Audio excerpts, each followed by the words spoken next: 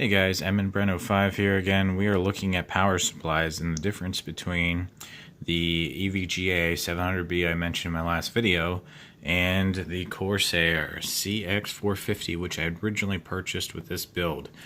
Now I did have to disassemble my computer since you are changing the power supply. That means you basically have to unhook everything in here and then feed it back out through the back and take all your cabling out, which was a pain. Because I had all my cable management down, I had taken these gigando cables and fed them through this case and zip tied them up, so this was no easy feat. Additionally, you should know that anytime you disassemble a power supply, whether or not you're doing it professionally, you do void the warranty. So Corsair, for example, has this little sticker right here that says void if broken. So I could no longer send this back, but I was noticing some more issues with this. It seemed like the fan was really chirping pretty badly. This is the fan that it comes included in that Corsair. It's fine. This is what I was imagining the issue was, but it seems like there's something else going on in here. It was starting to make a burning smell. And after I open this up, and I'm not going to be keeping this, this is just to show you guys the difference between a quality power supply that might be in the lower tier like 4 or 5 and a super low quality 5 or 6 tier power supply. The difference being the different tiers of power supplies, obviously cost is one thing. This Corsair right here was $40 brand new, and normally this EVGA is about $70 to $80. I did receive a manufacturer's coupon, so I got this for, I believe, a $40 discount, so it came out to about $45, $50 after all was said and done, and then there was shipping as well. The problem with this one being, Outlet PC would not take a return on this without charging me return shipping, and then getting one to replace would be another shipping charge, so I'm back into the cost of this already. I'd be well over what I'd spend on just a quality unit. And I wasn't too thrilled with the performance of this one. It did its job, but it felt like it was not going to last. That burning smell was concerning, as was the fact that this fan was making a horrendous at times chirping noise, and those are usually due to the bearings you find inside these fans, these cheap fans. I mean, I don't see any branding on this at all. Yeah, it's just some Chinesium fan. A lot of that in here. This Corsair is produced in China, and I mean, it's real flimsy, cheap plastic, which it's usually not a problem, but this does not even, I don't even know what level this is. I don't know if we have any markings on here to tell us what type of polymer this is, but it is not what I would call quality. And some things I came across getting into this Corsair. If you do ever want to get into one of these and take it apart, know a couple things. You got to disassemble this, and when you disassemble it, you are voiding the warranty, and then they put the screws to take off the side. You can see where I bent it there a little bit because I thought I had that screw all the way, and I kind of like yanked on it and she bent. But the screw holes for these side releases are underneath the stickers that they keep on here. So this one I was able to put back on okay, and the screws are fine. But just be aware of that going in, because I'm obviously not using this anymore, so I don't care. And then so we can see what this looks like. It looks like a whole bunch of electronics in here. Pretty cool, right? Now I don't know if you guys will be able to see this 700B, but immediately I can tell you this is a much more sturdy unit, and it's also a lot more rigid overall. This, I mean, it's got the standard stuff in here. This is just anti-stock, anti-static, and it's meant to keep this from getting in contact with the metal and conducting electricity, obviously. Standard back plates. The outside of the case, though, is super, super, super flimsy. I mean, this thing bends with almost no effort. It's really low gauge metal. And then this one, I mean, I'm pushing on that as hard as I can, and it doesn't budge an inch. It's a much more solid metal. I mean, I'm like pushing on that as hard as I physically can. And then as you notice, it's the same style fan. These blades look slightly thinner than they do on this one. This one has some pretty chunky blades for this power supply. They got a very aggressive edge to them too, whereas these are much more tapered, and they have more of a scalloped feature to them.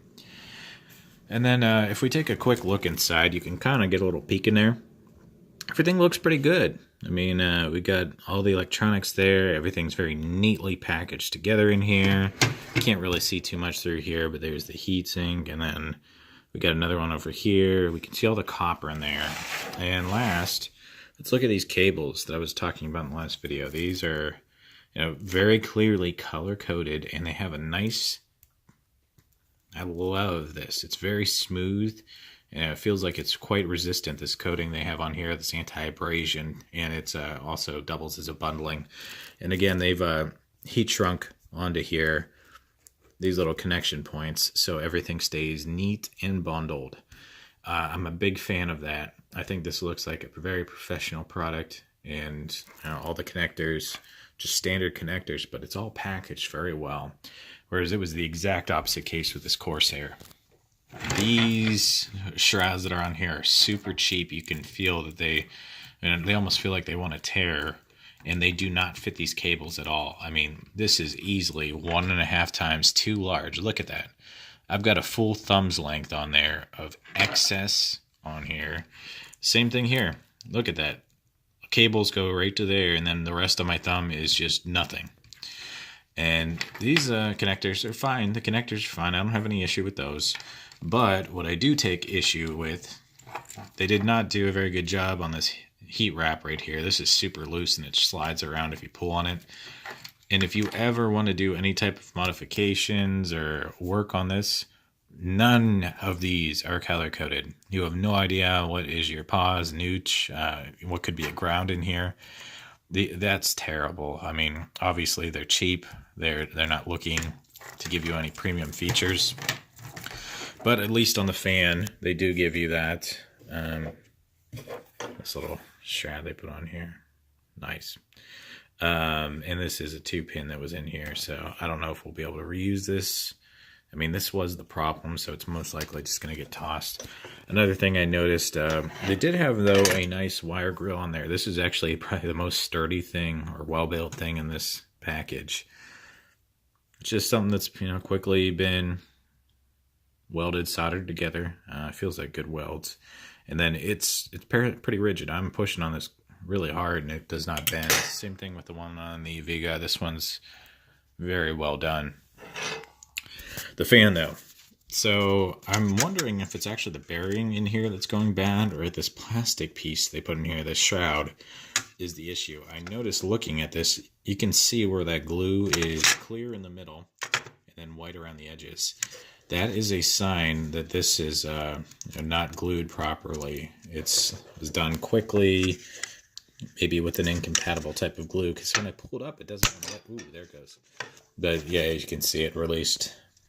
But that clearly, you can see the edge right there. Whoever assembled this on that day in that factory just didn't do good. I might open this up and put some oil on those bearings or replace them. This was a sleeve bearing, so I don't know how much it's going to help. I'll play with it, though, and I see if I can't get this to perform a little bit better. The fans I have in my case are a lot nicer, and it looks like the fan in here is nice as well. I don't know what brand they use, but I mean, in my current setup, I have that stock thermal take fan that comes with the case. That's always been pretty good, and that's a 120. And then on this side, I have two Rosewills. They're 140s. And for cheap, the only thing I don't like about them is the stickers started peeling, like in the box. They clearly weren't the highest quality ones, but yeah, I can't complain. They were, I believe, $10 for the both of them. I wish they had a fan from Rosewill in here. They seem to be like nice fans. Those ones always operate at a great RPM and do great cooling. So anyway, back to this monstrosity. So if we go back to the EVGA real quick, I know I've sung the praises of this thing. Everything is so neat and tidy in there. I mean, we got a little shmoo right there, that thermal plastic that's holding stuff down, and it acts as a secondary heat conductor. And then we go back to this thing. What's the first thing you notice? It looks like we got a toddler with a tube of Colgate Total squirting it all over this freaking case. I mean, look at these capacitors and transistors right here. You can't even tell what some of these are. Look at this thing. Was this guy like drunk when he went to work? I've got a freaking, I don't know, little fuse right here, and it looks like it's actually filled with that stuff. Like it got impregnated by it somehow. And then over here again, more sloppy placement. It's just no care or concern for the work. And it's all over the circuit board. I mean, the stuff isn't conductive. That's not the issue right here. But even the wrapping on some of these coils, you can see the spacing's uneven, and we can't really see any solder points on here. I'm sure if we did, let's turn it upside down and look. Okay, that's fair. Just low quality. And I did notice when I was looking at this, I believe this part of the clip right here is actually broken. So whoever, I can't get that to focus. It's hard to do this when you only have one hand for the camera. I think it might have been this side now that I think about it. Okay, yeah, that clip's actually broken. So normally that would be attached to this top portion. And let me grab my screwdriver and I'll show you. It's always good to have some screwdrivers. This part right here should not move at all. And if we stick this screwdriver there, it actually is just freely moving right now. Look at that. That was broken when I opened this case. Just completely snapped off. Look, I'm no resistance at all. This slides right in. So another quality detail right there. They actually didn't do a bad job on this part. I mean, they got this loose little heatsink here that isn't, or heat wrap that's not fully done.